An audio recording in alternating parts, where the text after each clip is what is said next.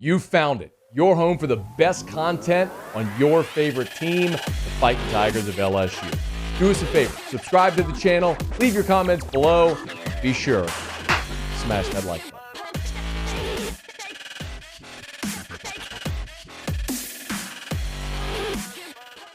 Yeah, there's no other way to say it. Saturday in College Station was awful. It was awful. And we've had a good bit of time now to process what happened. And over the weekend, I think generally you're getting two different points of view from LSU fans. One are the people who are really disappointed, and the other are the people who are saying, man, but they exceeded everybody's expectations. And I do believe that there are two coexisting truths today. If you have an ounce of purple and gold blood pumping through your veins, you are bitterly disappointed today, and you should be. You should be. LSU was in a position after Ohio State had lost earlier in the day where if it goes on the road and beats a 4-win Texas A&M team as a double-digit favorite, just go take care of business against a bad football team. You are going to Atlanta, probably fourth in the college football playoff rankings, with a chance to take your swing at the number one team in America and earn a college football playoff berth. And LSU decided they did not want to tackle Devon Achane. Look, you should be very disappointed. And that is part of this reality. There's no escaping that. But in time, we will pull back and take the 10,000-foot view and acknowledge a lot of coexisting truths, including your Vegas projected win total this year was 6.5. You're at 9 games, 9-3. You beat Alabama in year one under Brian Kelly. You're the first LSU team ever to win at Auburn and at Florida in the same season, and you won the SEC West and you're going to the SEC Championship game.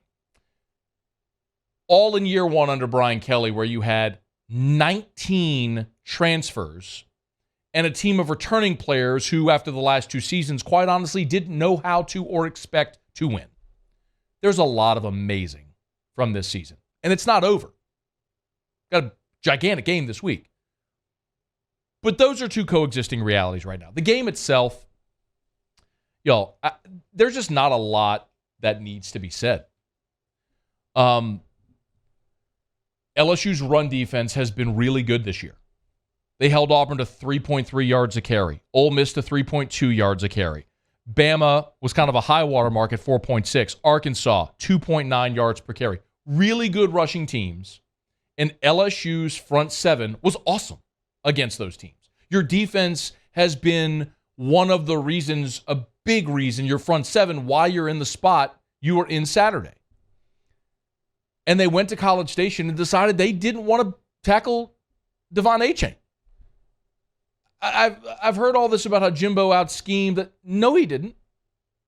They handed the ball to number 6 38 times. I mean, that was reminiscent of Auburn in 2013 with Trey Mason by the end of that season. Alabama with Derrick Henry in 2015 by the end of that season. It was like, hey, just give him the ball 40 times because nobody wants to tackle him. And that's what happened on Saturday. Tip your cap. An A&M team that was awful, that came in averaging about 120 rush yards a game, ran for 270 against you on Saturday night. 274 to be exact. They averaged more than 5 yards a carry, 5.5 yards a carry. Their offensive line whipped your defensive line, and nobody wanted to tackle Achane. That's the game. Listen, there were other circumstances. It's 10-7. You're driving. You've got a third down play, and Kyron Lacy is open in the flat. Jaden Daniels puts it on him. If he catches it, he probably scores, and you have the lead, and maybe it's a different game. He dropped the ball. Now you're in a tie ball game. At the end of the first half, there was a PI that the flag comes out, would have put you at the 33-yard line with about 40 seconds to go in the half and a chance to get points, they pick up the flag and you end up punting. And then you make your halftime adjustments. You get a 3 and out, score a touchdown, 3 and out, and you're feeling like, okay, here's the game, and then the game changed on the scoop and score. And y'all, even after the scoop and score, as deflating as that was, we've seen this team handle adversity. The second half against Alabama, we've talked about this. Every single time Alabama scored in the second half against LSU, LSU immediately responded with points to retake the lead. We've seen this team all year respond to adversity. And after that scoop and score, they never got off the mat. It was uncharacteristic, and Brian Kelly said it after the game. They learned a tough lesson, that you always have to play your best. And especially with this LSU team, you're just not good enough to roll your helmets out there and think you're going to beat everybody. And they had played really hard all year, and they just didn't on Saturday in a big spot, and it's so disappointing. And there's no getting around it. And so now your target has changed. The possibility of making the playoff no longer exists, and you're looking at going to Atlanta to take on Georgia, where you're a heavy underdog, and if you lose, you're going to the Citrus Bowl to probably play Purdue or Illinois. I mean, that ain't great, considering what your target was 3 days ago when you kicked off in Kyle Field. It's 48 hours ago when you kicked off in Kyle Field. But I'm going to say this because after today, and really after probably this moment, we're not going to talk about A&M anymore. In 2007, I was doing a daily radio show at the Score 1210.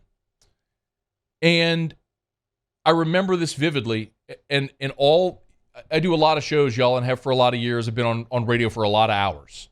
Like literally thousands upon hours of radio. And so it's rare that you remember something that old vividly, but I do remember the Monday after LSU lost to Arkansas. I remember that situation. 2007, LSU, they have one loss. Of course, great LSU football team. They had the great win against Florida a week later, lost in triple overtime against Kentucky. Upsets happen. LSU strings together wins. They get back to rank number 1 in the country going into the final weekend. LSU's hosting Arkansas. Senior night of a great senior class. Dorsey and Hester and Flynn and Stelz. Awesome senior class. All you got to do is beat Arkansas, and you're going to the Natty. And you know what happened. You lose in 3 overtimes in Tiger Stadium. And at that moment, that was the worst loss in LSU history. And y'all know, I'm not into hyperbole, y'all. I don't do hyperbole. But that loss at the time looked like it cost you a national championship. It was the worst loss in LSU history. Now, a week later, you go beat Tennessee. All the weird things transpire. Pitt beats West Virginia as a big underdog, and you get to play for the Natty anyway, and you win it. We know how it all ended. But in that moment, it was a devastating, worst loss in program history. And I remember that Monday going on air, and there was a lot of people upset naturally. But my whole point then was, the SEC championship game is not a consolation prize. It stands independent in and of itself as something to be coveted. In 2007, that was the 75th year of the SEC, So 75 years of SEC football. At that point, LSU had won 9 SEC titles. Like, basically, won a decade. It took so long just for LSU to get into the SEC championship game. For those that remember those days, we are spoiled now, admittedly. How much Atlanta felt like forbidden fruit. Atlanta felt like, to LSU fans, what it feels like now for Ole Miss. How are you ever going to get there? It's bizarre to think of it, but that's what the thought was back when LSU first made it in 2001. The chance to win the SEC is not a consolation prize. LSU has an opportunity on Saturday to go to Atlanta, to play the number 1 team in America, to play their best ball, to flip the college football world on its ear if it can beat Georgia, just like it did in 2001 when it beat Tennessee. Win the SEC, go play Kansas State very likely in the Sugar Bowl in New Orleans, and punctuate a great season. It has that opportunity. And that's not something that we should scoff at.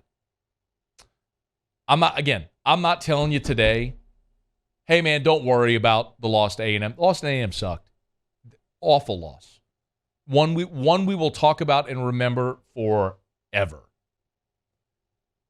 But the opportunity ahead on Saturday is pretty freaking cool. And I'm excited about going and watching my school compete for an SEC championship against the number one team in America. And those opportunities don't come often, man. And I will never take them for granted. So I'm really, really, really excited about getting to watch LSU play Georgia on Saturday at Mercedes-Benz Stadium, see if LSU can win the SEC championship and punch its ticket to the Sugar Bowl. So we're going to talk a lot this week about LSU and Georgia getting ready for the SEC championship game. We've got to get you an update on Jaden Daniels' health after he left the game with a bum ankle. Looks like Josh Williams is going to be back. So how does LSU get back on track and get ready to go try to knock off the number one team in the country? That's the opportunity that exists this Saturday in Atlanta when a lot of other teams are sitting home watching. Hey, thanks so much for watching. Please leave your comments. I love to interact. And be sure to hit the red subscribe button below.